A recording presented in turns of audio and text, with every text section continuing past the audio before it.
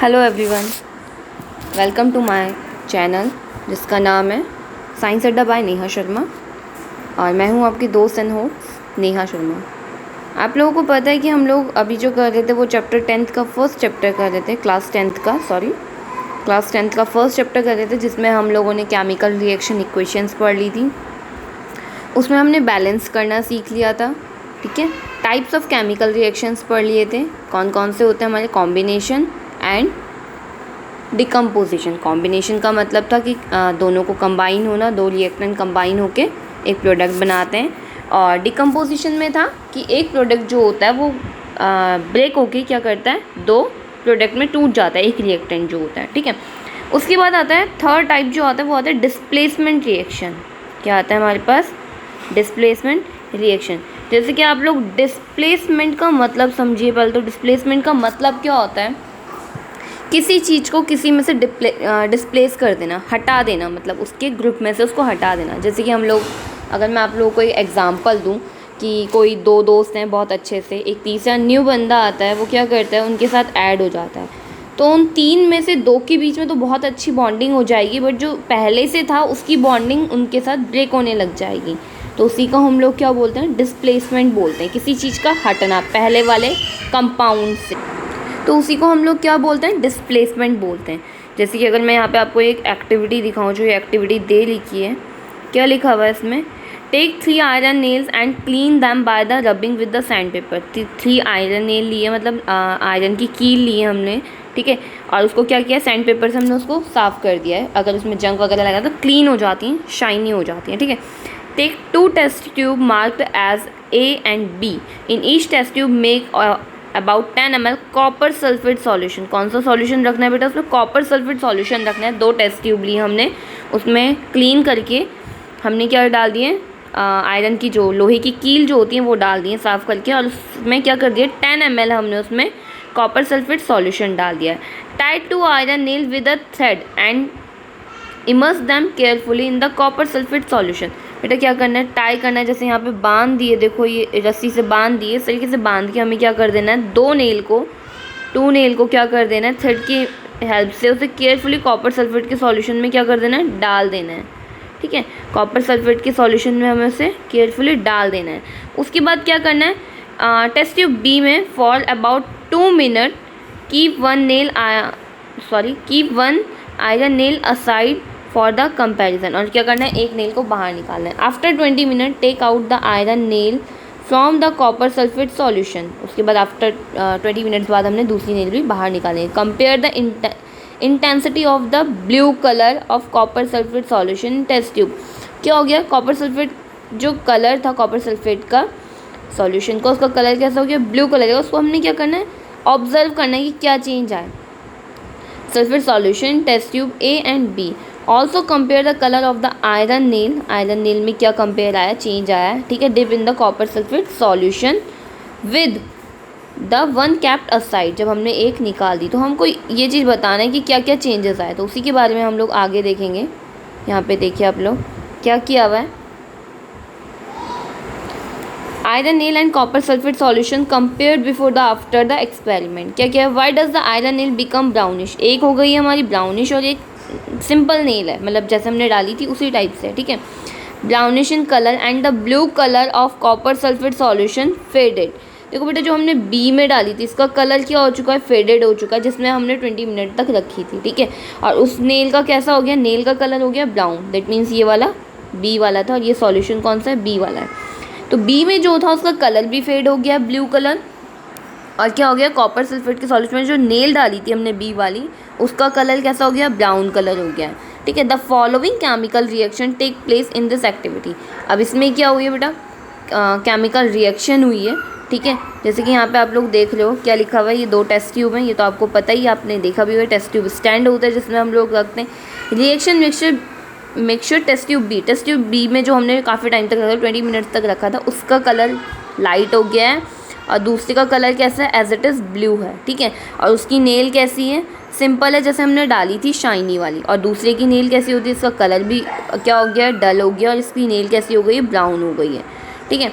तो इसमें क्या हुई है बेटा, केमिकल रिएक्शन हुई है। केमिकल रिएक्शन कैसे हुई है, यहाँ पे हम लोग देखते हैं। Fe आयरन का होता है, ये आपको पता होना चाहिए, ये आयरन का सिंबल होता है, ठीक है। Fe सॉलिड फॉर्म में था क्योंकि हमने नेल डाली थी। और कॉपर सल्फेट सॉल्यूशन का क्या होता है, CuSO4 एक्वस फॉर्म में, दैट मीन्स लिक्विड फॉर्म में, ठीक है। FeSO4 आयरन सल्फेट, ठीक है। इसने क्या किया, यहाँ पे आप एक चीज़ देखिए, गौर से देखना ये वाला डिस्प्लेसमेंट बोला था। डिस्प्लेसमेंट का मतलब होता है एक को उसके सॉल्यूशन में से उसको हटा देना।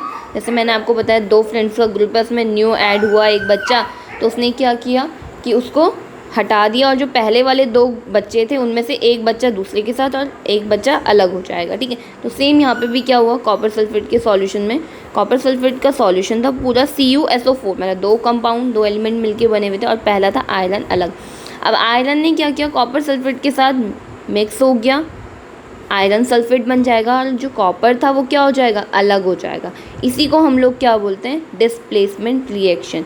किसी को उसी की रिएक्शन में से या उसी के सॉल्यूशन में से डिस्प्लेस कर देना, उसको हम लोग क्या बोलेंगे बेटा, डिस्प्लेसमेंट रिएक्शन बोलेंगे।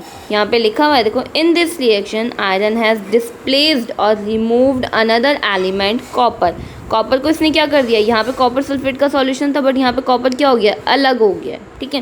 तो इसी को हम लोग क्या बोलेंगे, डिस्प्लेसमेंट रिएक्शन में, from the copper sulphate solution this reaction is known as the displacement reaction. Displace कर दिया उसने। अब यहाँ भी ऐसे ही 2 एग्जांपल्स और दे रखे हैं, कौन कौन से हैं, Zn का दे रखा है, Zn जिंक का होता है, ये ध्यान रखना आप लोग, थोड़े बहुत एलिमेंट्स के नेम अभी लर्न हो जाएंगे आप लोगों को साथ में रिएक्शंस की प्रैक्टिस करते करते।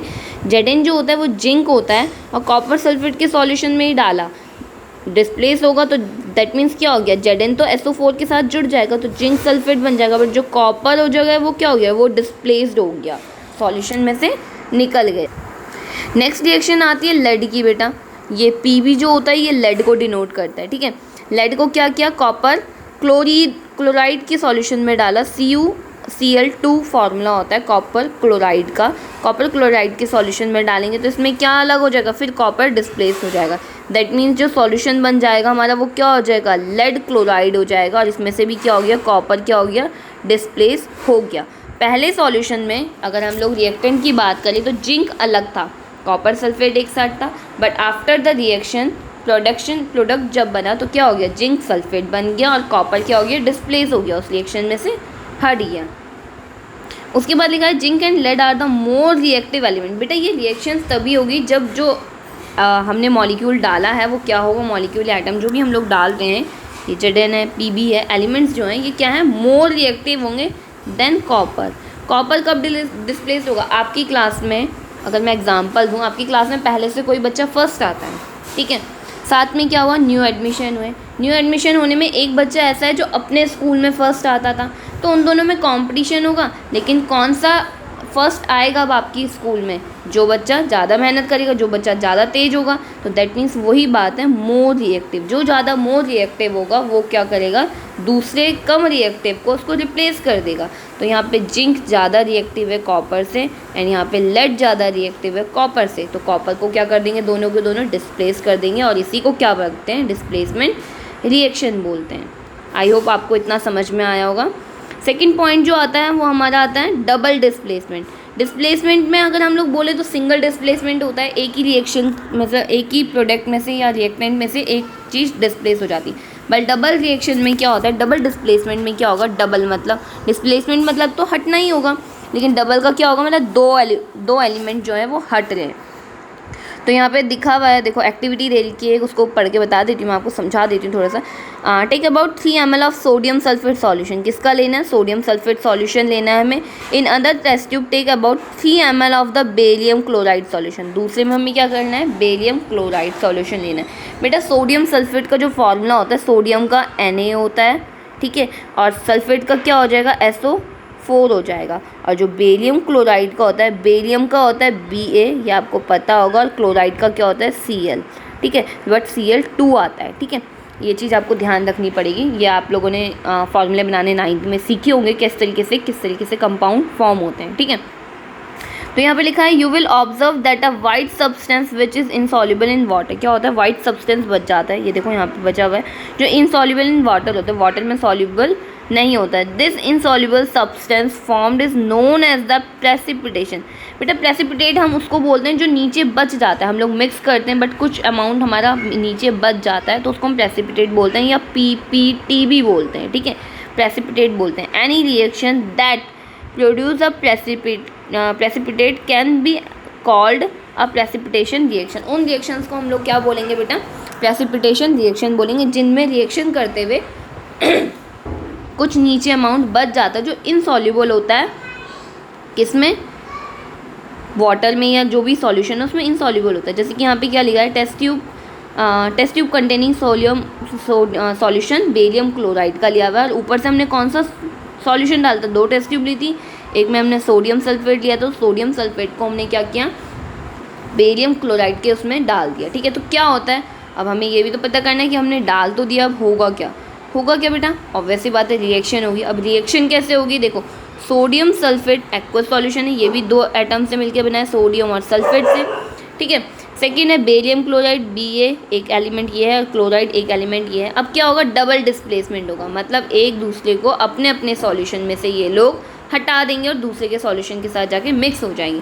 तो यहाँ पे क्या था, सोडियम सल्फेट था, तो सोडियम क्या बन जाएगा, देखो सल्फेट हट जाएगा यहाँ से, और यहाँ से बेरियम हट जाएगा, तो सोडियम क्या बन जाएगा बेटा, सोडियम क्लोराइड बन जाएगा। दैट मीन्स जिसे हम लोग सॉल्ट का नाम भी बोलते हैं, NaCl। और बेरियम किसके साथ जुड़ जाएगा, सल्फेट के साथ, तो बेरियम सल्फेट बन जाएगा, BaSO4 बन जाएगा और NaCl बन जाएगा। तो दोनों में डिस्प्लेसमेंट हुआ, यहाँ से Na हट गया और सेकेंड वाले से क्या हट गया, Ba हट गया, दोनों ने अपने अपने सॉल्यूशन में चेंज कर दिया, उसी को हम लोग क्या बोलेंगे, डबल डिस्प्लेसमेंट रिएक्शन बोलेंगे। आई होप आप लोगों को इतना समझ में आ गया होगा। उसके बाद एक दे रखा है वट कॉज दिस, ये क्यों हुआ, द वाइट प्रेसिपिटेट जो बचे वो किसके बचे हुए, BaSO4 के बचे हुए हैं, ठीक है, बेरियम सल्फेट के बचे हुए, formed by the reaction of SO4 2 negative. बेटा ये इनके आयनिक फॉर्म होते हैं, अगर -2 +2 या इस तरीके से आ रहे हैं तो ये इनके आयनिक फॉर्म होते हैं, एंड Ba2 पॉजिटिव का। The other product formed is sodium chloride, और दूसरा फॉर्म क्या हुआ प्रोडक्ट, सोडियम क्लोराइड, जिसे हम नॉर्मली सॉल्ट के नाम से जानते हैं, नमक हम लोग बोलते हैं, ठीक है, which remain in the solution, और वो रिमेन क्या होगा, सॉल्यूशन में बचा हुआ रहेगा, ठीक है। Such reaction is in which there is an exchange of ions between the reactants are called the double displacement reaction, ठीक है। तो इसमें क्या होगा, डबल डिस्प्लेसमेंट में रिएक्टेंट में से जब हम 2 रिएक्टेंट करते हैं तो उसके एक सॉल्यूशन में से दूसरा डिस्प्लेस कर देता है, बट डबल डिस्प्लेसमेंट में क्या होता है बेटा, दोनों सॉल्यूशन क्या कर देते हैं, आपस में एक्सचेंज कर देते हैं आयंस का, उससे क्या होता है, डबल डिस्प्लेसमेंट बोलता जाता है, ठीक है।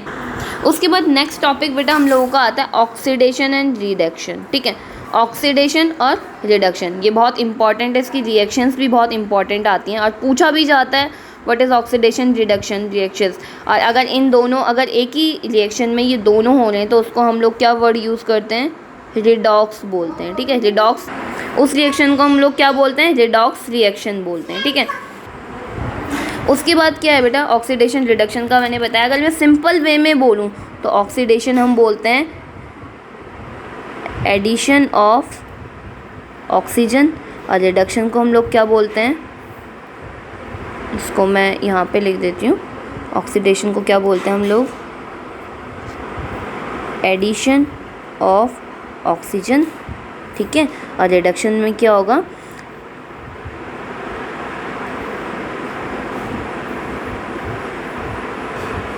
रिप्लेस ऑफ ऑक्सीजन, ठीक है। सिंपल सी बात है, ऑक्सीडेशन रिडक्शन में सिर्फ अंतर इतना होता है, अगर ऑक्सीडेशन रिएक्शन हो रही है तो वहाँ पे क्या होगा, एलिमेंट में जाके ऑक्सीजन जुड़ जाएगा, और रिडक्शन में क्या हो जाएगा, ऑक्सीजन हट जाएगा उसमें से, ठीक है। तो जैसे कि यहाँ पे दिया हुआ है, अगर मैं आपको नॉर्मल सी बात बताऊँ, यहाँ पे जो ये दिया हुआ है, the surface copper powder become coated with the black copper second oxide, why has the black substance formed, black substance क्यों form हुआ, this is because oxygen is added to copper and the copper oxide is formed। नीचे आपको एक reaction दी हुई है, copper plus oxygen की reaction दी हुई है, कॉपर और ऑक्सीजन की, जिसमें क्या किया बेटा, कॉपर और ऑक्सीजन की रिएक्शन कराई है, तो क्या बन गया, कॉपर ऑक्साइड बन गया है, दैट मीन्स कॉपर ऑक्साइड बना है, ऑक्सीजन क्या हुआ है इसमें ऐड हो गया ना, यहाँ पे तो अलग था, यहाँ पे क्या हो गया, CuO ऐड हो गया ना, ऐड हुआ ना, तो दैट मीन्स ये रिएक्शन क्या हो जाएगी, एडिशन रिडक्शन ऑक्सीडेशन रिएक्शन हो जाएगी। बट सेकंड की अगर मैं बात करूँ यहाँ पे CuO कॉपर ऑक्साइड की रिएक्शन अगर हम हाइड्रोजन के साथ करवाते हैं तो आपने देखा होगा कॉपर अलग हो गया और हाइड्रोजन क्या हो गया, हाइड्रोजन के साथ क्या जुड़ गया, ऑक्सीजन जुड़ गया। तो कॉपर का तो क्या हुआ, रिडक्शन हो गया, कॉपर में से क्या हो गया, ऑक्सीजन हट गया, बट हाइड्रोजन में क्या हो गया, ऑक्सीडेशन हो गया। अगर मैं इसमें आपको एक चीज़ और पूछना चाहूँ, इसमें क्या डिस्प्लेसमेंट रिएक्शन भी हो रही है, यस इसमें डिस्प्लेसमेंट रिएक्शन भी हो रही है, क्योंकि कॉपर ऑक्साइड से क्या हो रहा है, ऑक्सीजन निकल रहा है, तो ये कैसी रिएक्शन है, डिस्प्लेसमेंट रिएक्शन भी कहलाई जाएगी। ठीक है, नॉर्मली जो ऑक्सीडेशन रिडक्शन रिएक्शन होती हैं वो डिस्प्लेसमेंट रिएक्शन में भी काम आती हैं, उसी तरीके से वो होती हैं। उसके बाद यहाँ पे क्या बोला है, if a substance gain oxygen during a reaction is said to be oxidize, जो मैंने आपको पहले ही बता दिया, अगर रिएक्शन में ऑक्सीजन जुड़ रही है प्रोडक्ट बनने के टाइम पे तो क्या होगा, वो ऑक्सीडेशन कहलाई जाएगी, और लूज़ कर दी ऑक्सीजन, ठीक है, तो क्या कराई जाएगी, रिडक्शन कहलाई जाएगी, रिड्यूस हो जाएगा। ठीक है, during this reaction the copper second oxide is losing oxygen and is being reduced, the hydrogen is gain. ये भी ध्यान रखना बेटा, अगर हाइड्रोजन गेन हो रहा है तो क्या कहलाई जाएगी, इज बीइंग टू ऑक्सीडाइज्ड, और in other word one reactant get oxidized while the other get reduced. ठीक है, ड्यूरिंग अ रिएक्शन अगर एक ऑक्सीडाइज्ड हो रहा है, ऑक्सीडाइज्ड कब होगा, जब उसमें हाइड्रोजन गेन होगी। ठीक है, the hydrogen is gain oxygen and it being oxidized हो जाएगा। अगर हाइड्रोजन और ऑक्सीजन रिलीज हो रही है तो वो क्या हो जाएगा, रिड्यूस्ड हो जाएगा। ठीक है, तो दिस रिएक्शन क्या कहलाई जाएगी, रिडक्शन। और अगर ये दोनों प्रोसेस एक ही में हो रही हैं, जैसे मैंने यहाँ आपको एग्जांपल दिया, यहाँ पे ऑक्सीजन क्या हो रहा है, यहाँ से तो डिस्प्लेस हो गया, यहाँ पे जुड़ रहा है तो ये ऑक्सीडेशन हो गया, और यहाँ से क्या हो रहा है, इसमें रिडक्शन हो रहा है। ठीक है, तो इन दोनों रिएक्शन को क्या बोलेंगे बेटा हम, इन दोनों रिडक्शन को अगर दोनों एक ही रिएक्शन में हो रही है तो उसको बोलते हैं हम रिडॉक्स रिएक्शन। ठीक है, जैसे कि नीचे पे आपको एग्जांपल दिया हुआ है यहाँ पे ऑक्सीडेशन एंड रिडक्शन का, जो मैंने अभी बताया, वो कॉपर सल्फेट कॉपर ऑक्साइड के सॉल्यूशन में क्या हो गया, ऑक्सीजन क्या हो गया, रिलीज हो गया, तो दैट मीन्स यहाँ पे क्या हो रहा है, रिडक्शन हो रहा है, एंड देन H में जाके O क्या हो रहा है, जुड़ रहा है, तो यहाँ पे क्या होगा, ऑक्सीडेशन हो गया। ठीक है, और दोनों अगर एक साथ हो रही हैं तो क्या कहलाई जाएगी, रिडॉक्स रिएक्शन कहलाई जाएगी। Some other example of redox reaction, बेटा एग्जाम्पल्स पूछ लिए जाते हैं, रिडॉक्स रिएक्शंस पूछ ली जाती है, तो रिडॉक्स रिएक्शन किसे बोलेंगे, the reactions the chemical reaction in which take place the oxidation and reduction in take place in the same reaction is known as the redox reaction। ठीक है, और रिडॉक्स रिएक्शन के एग्जांपल एक तो आपका यही हो गया, कॉपर ऑक्साइड प्लस हाइड्रोजन की रिएक्शन करवाना। सेकंड यहाँ पे दिखा रखा है जिंक ऑक्साइड प्लस कार्बन की रिएक्शन करवाना, जिसमें क्या हो रहा है, जिंक ऑक्सीडाइज हो रहा है, और क्या हो रहा है, जिंक क्या होता है, रिडक्शन हो रहा है जिंक में, और ऑक्सीजन का कार्बन में क्या हो रहा है, ऑक्सीडेशन हो रहा है। सेकंड MnO2, ठीक है, एंड प्लस उसमें क्या कर दिया, HCl डाल दिया, इसमें क्या हुआ, MnCl2 बन गया। ठीक है, एंड सेकंड क्या बन गया, देखो यहाँ पे से ऑक्सीजन रिलीज हो गया है तो दैट मीन रिडक्शन हो गया, और H में जाके जुड़ गया तो दैट मीन्स ऑक्सीडेशन हो गया है यहाँ पे। आई होप आप लोगों को इतना समझ में आया होगा। ये बहुत इंपॉर्टेंट टॉपिक है बेटा, फर्स्ट चैप्टर है, बहुत ईजी है, बट थोड़ा सा ट्रिकी इसलिए हम बोलते हैं क्योंकि इसमें रिएक्शंस लर्न करना थोड़ा सा हमें टिपिकल लगता है, that's why, but almost it's interesting chapter. Next क्या होता है, in the reaction 1.31 carbon is oxidize हो रहा है CO and ZnO is reduced to Zn। देखो कार्बन क्या हो गया, कार्बन से CO बन गया, कार्बन ऑक्साइड बन गया। ठीक है, और क्या बन रहा है, जो Zn है वो क्या होता है, रिड्यूस हो रहा है, Zn बन रहा है। In this reaction HCl is oxidize, क्योंकि HCl क्या हो रहा है, HCl में क्या हो रहा है, H हाइड्रोजन लूज़ कर रहा है ना, तो हाइड्रोजन लूज़ करेगा तो ऑक्सीडाइज हो जाएगा। वेयर MnO2 क्या हो रहा है, reduce to MnCl2। From the above example we can say that it a substance gain oxygen और lose hydrogen during a reaction it is oxidise. बेटा ये पॉइंट बहुत इंपॉर्टेंट है, क्या बोला गया है उसने कि अगर कोई सब्सटेंस या कोई रिएक्शन क्या कर रही है, सब्सटेंस गेन कर रही है ऑक्सीजन को, ऑक्सीजन ऐड हो रहा है, ठीक है, और जो हाइड्रोजन का एटम है वो क्या हो रहा है, लूज़ हो रहा है, क्या हो रहा है, लूज़ हो रहा है, और ये क्या हो रहा है, ऐड हो रहा है, तो इसी रिएक्शन को हम लोग क्या बोलेंगे बेटा, ऑक्सीडाइज बोलेंगे। सेम इसी का अपोजिट क्या हो जाएगा, रिड्यूस्ड या रिडक्शन रिएक्शन बोलेंगे। क्या बोलेंगे रिडक्शन रिएक्शन में, जिसमें क्या होगा, फिर सब्सटेंस लूज ऑक्सीजन, उसमें क्या हो जाएगा, ऑक्सीजन क्या हो जाएगा, लूज हो जाएगा, एंड क्या हो जाएगा, हाइड्रोजन क्या हो जाएगा, उसमें ऐड हो जाएगा। उसी को हम लोग क्या बोलेंगे, रिड्यूस रिएक्शन बोलेंगे। ठीक है, सेकेंड आता है आपका कोरोजन, जो नेक्स्ट टॉपिक है आपका। ठीक है, क्या आता है, have you observe that the effect of oxidation reaction in everyday life. बेटा इसने बोला जो ऑक्सीडेशन रिएक्शंस होती है वो हम लोगों ने क्या अपनी डेली लाइफ में देखा है या नहीं देखा है। बेटा हमने बहुत अच्छे से देखा है। ऑक्सीडेशन का मतलब ही ये होता है कि क्या होता है ऑक्सीडेशन का मतलब, हाइड्रोजन का रिलीज होना। ठीक है, तो कोरोजन जो प्रोसेस होती है, अगर मैं कोरोजन की नॉर्मली बात करूँ तो कोरोजन बोला जाता है, किसको बोला जाता है कोरोजन को, कोरोजन बोला you must have observe that iron article are shiny when new but get coated with a reddish brownish powder when left for some time. क्या कर दिया जाता है, तो क्या बोला गया बेटा यहाँ पे कि हम लोगों ने देखा कि शाइनी होता है जो आयरन का मटेरियल होता है, बट कुछ टाइम बाद अगर हम उसको एयर में मॉइस्चर में छोड़ दें तो वो ब्राउनिश हो जाता है, उसमें एक कोट चढ़ जाती है जिसको हम लोग नॉर्मली जंक लगना बोलते हैं। ठीक है, तो जंक लगने को हम लोग क्या बोलते हैं, this process is commonly known as rusting of iron. ठीक है, कि अगर जंक लग रहा है तो उसको क्या बोलेंगे बेटा, रस्टिंग ऑफ आयरन बोलेंगे। Some other metals also get tarnished in this manner. Have you notice the colour of the coating from on copper and silver. बेटा आप लोगों ने देखा होगा कुछ चीज़ों पे हम लोग कोटिंग कर देते हैं, जैसे कि आप लोगों ने देखा होगा अगर आयरन के दरवाजे हैं तो उसमें हम ब्राउन कलर की कोटिंग कर देते हैं, या फिर लोहे के दरवाजे तो उसमें हम लोग पेंट कर देते हैं। क्यों करते हैं वो हम पेंट, उसको रस्टिंग से बचाने के लिए, जिससे कि जो भी मॉइस्चर और वो अटैक करे वो पेंट पे करे, अंदर आयरन पे ना करे, जिससे कि हमारा आयरन क्या होगा, सेफ रहेगा। ठीक है, when metal is attacked by substance around in such as moisture acid ETC। Moisture acid इसलिए बोला गया बेटा, हमारे एटमॉस्फेयर में जो एयर होती है उसमें SO2, काफ़ी सारे आप लोगों को पता है कि नॉक्स, NO2, ये सारी गैसेस क्या होती हैं, प्रेजेंट रहती हैं। तो ये एक तरीके से एसिड का काम करती हैं, जो क्या करती हैं, एसिड में वाटर में मिलके, वाटर के साथ मिलके आयरन को क्या कर देती हैं, ख़राब कर देती हैं। कोई भी मेटल है उसको क्या कर देती है, ख़राब कर देती है, वीक कर देती है, उस पर एक लेयर चढ़ा देती है जिसको हम लोग रस्टिंग बोलते हैं। ठीक है, उसी से हम लोग बचाने के लिए क्या करते हैं, उसमें कलरिंग करते हैं। ठीक है, it is said to be corrode and this process is called the corrosion, और उसी प्रोसेस को हम लोग क्या बोलते हैं, कोरोजन बोलते हैं। ठीक है, किस प्रोसेस को बोलते हैं, जिससे हम लोग जो रस्टिंग होती है आयरन में या किसी भी मेटल पे, जो मॉइस्चर और एयर की वजह से क्या होता है, ब्लैकिश या एक कोटिंग चढ़ जाती है, उसको हम लोग क्या बोलते हैं, कोरोजन बोलते हैं। The black coating on silver and green coating on copper are the other example of corrosion. ठीक है, corrosion cause damage to car bodies, bridge,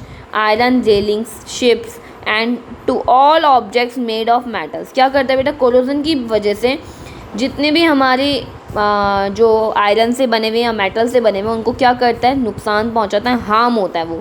ठीक है, जैसे कि यहाँ पे बताया हुआ है, the black coating on silver, silver में कैसी कोटिंग हो जाती है, ब्लैक कलर की हो जाती है। Green coating of copper, copper में कैसी हो जाती है, ग्रीन से कलर की कोटिंग हो जाती है। And other example of corrosion, ये किसके एग्जाम्पल है, कोरोजन है। और जैसे कोरोजन क्या करता है, डैमेज करता है, मैंने अभी आपको बताया कि डैमेज करता है। जैसे कार बॉडीज़ किसकी बनी रहती हैं, आयरन की बनी रहती हैं। ब्रिज हो गया आयरन का बना है, आयरन रेलिंग हो गया जो हम लोग छत में रेलिंग करते हैं उसमें भी ब्राउनिश कोटिंग लग जाती है बाद में। शिप हो गए जो बड़े बड़े जहाज होते हैं। ठीक है, तो मेड ऑफ मेटल, किससे बने हुए हैं, मेटल से बने हैं। स्पेशली दोज ऑफ आयरन, ज़्यादातर किससे बने हुए हैं, हम लोग जानते हैं कि आयरन बहुत ज़्यादा यूज़ होता है, हार्ड सब्सटेंस होता है। ठीक है, तो इसलिए हम लोग इन चीज़ों को आयरन से ही बनाते हैं। तो लेकिन क्या होता है, कोरोजन इन चीज़ को डैमेज करता है। Corrosion of iron is a serious problem. Every year an enormous amount of money is spend to replace damage iron. बेटा इसमें बहुत ज़्यादा मनी खर्च होती है, जितना हम लोग सोच भी नहीं सकते इस डैमेज को रिपेयर करने में या फिर रिप्लेस करने में। क्योंकि अगर हम लोग इसको रिप्लेस या रिपेयर नहीं करेंगे तो अगर ब्रिज है, ब्रिज में आयरन लग गया, मतलब कोटिंग हो गई, उसमें कोरोजन लग गया, जंक लग गया, तो वो एक टाइम पे टूट जाएगा, वीक हो जाएगा। दैट्स वाई हमें इसको रिप्लेस या फिर इसको क्या करना पड़ता है, रिपेयर करना पड़ता है, और उसमें बहुत ज़्यादा अमाउंट लगता है पैसे का। ठीक है, तो you will learn more about the corrosion in the chapter 3। आगे जो चैप्टर 3 है आप लोग शायद पढ़ चुके होंगे, तो उसमें आप लोग इस चीज़ का आगे पढ़ेंगे। नेक्स्ट पॉइंट आता है रेंसिडिटी। बेटा रेंसिडिटी क्या होता है, अगर मैं नॉर्मली वे में बोलूँ, रेंसिडिटी होता है प्रिजर्व करना किसी चीज़ को। हम लोग जितने भी मार्केट के बने हुए फूड आइटम्स खाते हैं या फिर स्नैक्स खाते हैं, जैसे कि अगर मैं नॉर्मली नाम लूँ चिप्स वगैरह जो हम लोग खाते हैं, तो उसमें आप लोगों को पता होगा वो काफ़ी टाइम के बने रहते हैं, उनमें एक एक्सपायरी और मैन्युफैक्चरिंग डेट लिखी रहती है। तो वो इतने टाइम तक कैसे सेफ़ रहते हैं, बट जो हम लोग घर में खाना बनाते हैं वो तो सेफली बनाते हैं, वो ज़्यादा टाइम तक हम यूज़ नहीं कर पाते हैं, almost 1 day maximum. Second day में क्या हो जाता है, उसका टेस्ट चेंज हो जाता है, उसमें खटास आ जाती है, वो ख़राब हो जाता है, ठीक है। बट रेंसिडिटी इसी प्रोसेस को बोलते हैं कि फूड को प्रिजर्व करके रखना। बट वो किस तरीके से, जो भी मार्केट में मटेरियल या फूड हम लोग खाते हैं वो किस तरीके से प्रिजर्व किया जाता है, तो उसी को हम लोग क्या बोलते हैं, रेंसिडिटी बोलते हैं, वो प्रिजर्वेशन की प्रोसेस को, ठीक है। Have you ever tasted or smelled that the fat oil containing food material left for a long time when fat and oils are oxidized? जबकि हमको पता है कि क्या हो जाता है, ऑक्सीडाइज्ड हो जाते हैं, they become rancid and their smell and taste change. हम लोग घर में भी अगर कोई चीज़ बनाते हैं, वो ज़्यादा टाइम खुला रह गया या बाहर रह गया, तो उसमें क्या हो जाता है, उसका टेस्ट चेंज हो जाता है, उसमें से स्मेल आने लग जाती है, जिससे हमें पता चल जाती है कि ये खाना ख़राब हो चुका है, खटास वगैरह आ जाती है, ठीक है। Usually substance which prevent oxidation, ये किसकी वजह से होता है, ये जो स्मेल आती है बेटा, ये ऑक्सीडेशन की वजह से आती है। वो खाना क्या हो जाता है, ऑक्सीडाइज्ड हो जाता है, ठीक है। तो ऑक्सीडेशन की वजह से होता है। तो ऑक्सीडेशन का मतलब क्या होता है, एंटीऑक्सीडेंट का यूज़ करना।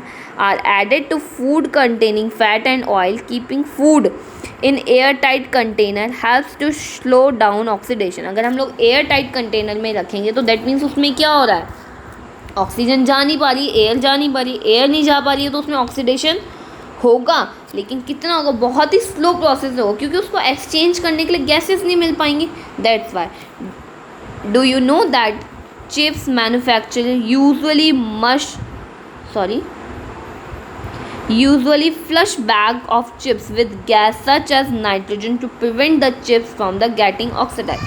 बेटा जो नाइट्रोजन गैस होती है वो किसी भी चीज़ को ऑक्सीडाइज होने से क्या करती है, बचाती है। हम लोग चिप्स का पैकेट देखते हैं, चिप्स के पैकेट में क्या होता है, फूला फूला सा रहता है। चिप्स तो थोड़े से रहेंगे बट उसके अंदर गैस ज़्यादा भरी रहती है। तो गैस किस लिए भरी जाती है, वो नाइट्रोजन गैस भरी जाती है, और वो इसलिए भरी जाती है कि वो खाना क्या हो, ऑक्सीडाइज ना हो, ऑक्सीडेशन ना हो। अगर वो ऑक्सीडाइज्ड हो जाएगा तो वो खाना क्या हो जाएगा, ख़राब हो जाएगा, ठीक है। इसी वजह से वो गैस क्या की जाती है, उसके अंदर फिल की जाती है। तो बेटा ये ऑलमोस्ट आपका चैप्टर आज ये फिनिश हो गया है। आई होप आप लोगों को समझ में आया। जो बच्चे नए हैं वो प्लीज़ सब्सक्राइब एंड लाइक कीजिए। एंड अगर आपको कोई भी इसमें डाउट होता है, कोई भी क्वेश्चन या कुछ भी पॉइंट में आपको डाउट लगता है या क्वेरी आती है, तो प्लीज़ कमेंट करके आप लोग नीचे पूछ सकते हैं मेरे से, मैं उसका आंसर आपको ज़रूर दूंगी, ठीक है। Thank you so much, have a nice day.